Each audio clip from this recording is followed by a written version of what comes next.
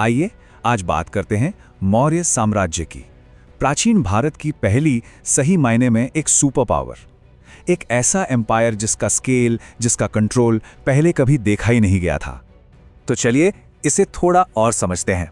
ये सिर्फ एक और राजतंत्र की कहानी नहीं है, ये कहानी है एक सेंट्रलाइज्ड मशीन की। एक ऐसी मशीन जिसने सिर्फ एक बहुत बड़े इलाके पर राज नहीं किया, बल्कि उसकी इकोनॉमी, उसके समाज, हर पहलू को अपने हिसाब से ढाला। तो ये राजवंश, इसकी शुरुआत की चंद्रगुप्त मौर्य ने, और ये अपने पीक पर, अपने चरम पर पहुंचा उनके पोते अशोक के समय में। और करीब करीब 1400 सालों तक पूरे भारतीय उपमहाद्वीप पर इनका दबदबा कायम रहा। तो सवाल ये है कि आखिर एक अकेला राजा इतने बड़े, इतने डाइवर्स साम्राज्य को कंट्रोल कैसे कर पाया? इसका जवाब छिपा है पावर को देखने के एक बिल्कुल नए, एक रेवोल्यूशनरी नजरिए में। और ये वाकई में एक बहुत बड़ा आइडियोलॉजिकल शिफ्ट था। देखिए, उस समय तक का जो पारंपरिक, जो ब्राह्मणवादी नजरिया था, वो ये कहता था कि राजा का काम है धर्म को, यानी जो पहले से चले आ रहे नियम कानून हैं, उनको बनाए रखना। लेकिन कौटिल्य के अर्थशास्त्र ने एक बिल्कुल अलग बात कही। उन्होंने कहा कि राजा धर्म का रखवाला नहीं, बल्कि निर्माता है। राजा ही कानून बनाएगा। इसी कॉन्सेप्ट को कहा गया धर्म प्रवर्तक, मतलब सामाजिक व्यवस्था को शुरू करने वाला। राजा ही अल्टीमेट अथॉरिटी है, सेंट्रल पावर है, और वो अपनी प्रजा पर एक पिता की तरह राज करेगा, जिसे हम एक तरह का पैटर्नल डेस्पोटिज्म भी कह सकते हैं।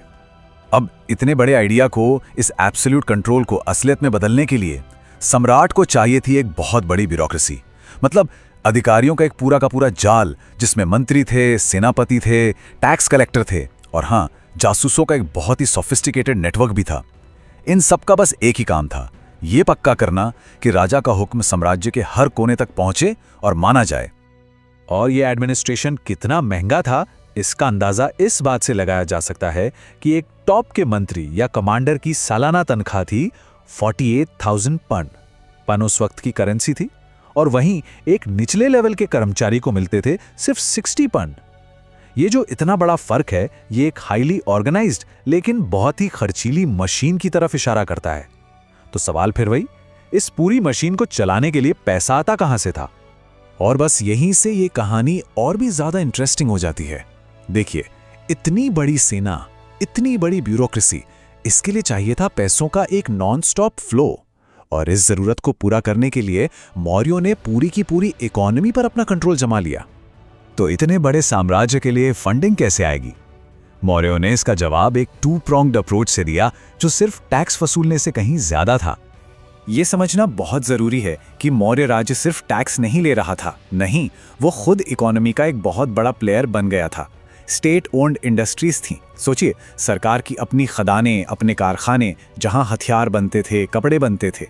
इनके 27 सुपरिटेंडेंट थे, जिन्हें अध्यक्ष कहते थे, और ये लोग एग्रीकल्चर से लेकर ट्रेड तक सब कुछ मैनेज करते थे, बिल्कुल आज के पब्लिक सेक्टर यूनिट्स यानी पीएसयूज की तरह। रेवेन्यू को मैक्सिमाइज करने के लिए स्टेट ने एग्रीकल्चर को बढ़ाने पे बहुत जोर दिया।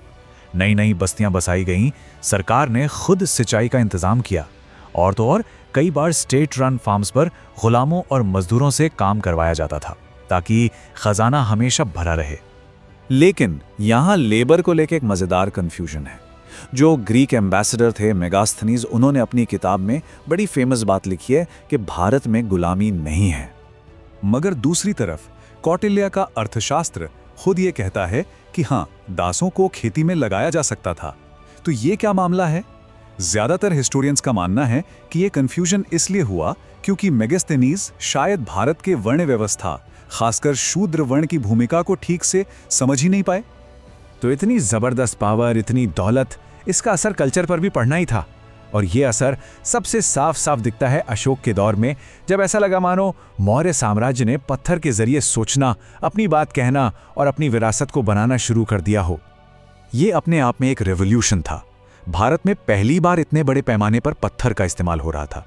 सोचिए जरा अशोक के उन मोनोलिथिक पिलर्स के बारे में, एक ही पत्थर से बने, शीशे की तरह चमचमाते हुए, जिन्हें सैकड़ों किलोमीटर दूर तक ले जाया गया। ये इंजीनियरिंग के कमाल थे। या फिर बराबर की वो गुफाएं, जिन्हें मजबूत ग्रेनाइट की चट्टानों को काट कर बनाया गया। इसने रॉक कट आर्किटेक्चर की एक पूरी नई ट्रेडिशन शुरू कर दी। और सिर्फ यही नहीं, पूरे उपमहाद्वीप में एक जैसी चीजें फैल रही थी। NBPW पॉटरी, पंच मार्क्ड सिक्के, पक्की ईंटें, ये सब एक यूनिफाइड कल्चर की निशानी थी। लेकिन कहते हैं ना, जो चीज़ जितनी तेज़ी से ऊपर जाती है, इतनी ज़्यादा सेंट्रलाइज्ड, इतनी टॉप हैवी व्यवस्था में ही इसके पतन के बीज भी छिपे थे। अशोक के बाद ये विशाल साम्राज्य बहुत तेज़ी से बिखरने लगा। तो आखिर हुआ क्या? कई वजहें थीं। एक तो फाइनेंशियल क्राइसिस, इतनी बड़ी सेना और ब्यूरोक्रेसी का खर्च उठाना अब मुमकिन नहीं हो रहा था। दूसरा, दूर दराज के इलाकों में जो अधिकारी थे वो बहुत दमनकारी हो गए थे, जिससे लोगों में गुस्सा था। और तीसरा, ब्राह्मणवादी वर्ग में एक रिएक्शन भी था, जिन्हें लगता था कि अशोक की नीतियां उनके खिलाफ हैं। इसके अलावा एक और बात हुई। जिन चीज़ों ने मौर्यों को इतनी ताकत दी थी, जैसे लोहे का इस्तेमाल या एडमिनिस्ट्रेशन का तरीका, वो नॉलेज अब दूसरे राज्यों तक भी पहुंच गई थी। तो मौर्यों का जो एडवांटेज था वो ख़त्म हो गया। और इन सब के बीच उन्होंने अपनी सबसे ज़रूरी नॉर्थ वेस्ट की सीमा को बिल्कुल नज़रअंदाज कर दिया था, जिसे खुला छोड़ दिया गया। मौर्य साम्राज्य का पतन एक बड़ी सीख देता है। ये बताता है कि दुनिया की सबसे ताकतवर, सबसे सेंट्रलाइज्ड सल्तनतें भी अंदरूनी सड़न और बाहरी दबाव के आगे घुटने टेक सकती हैं।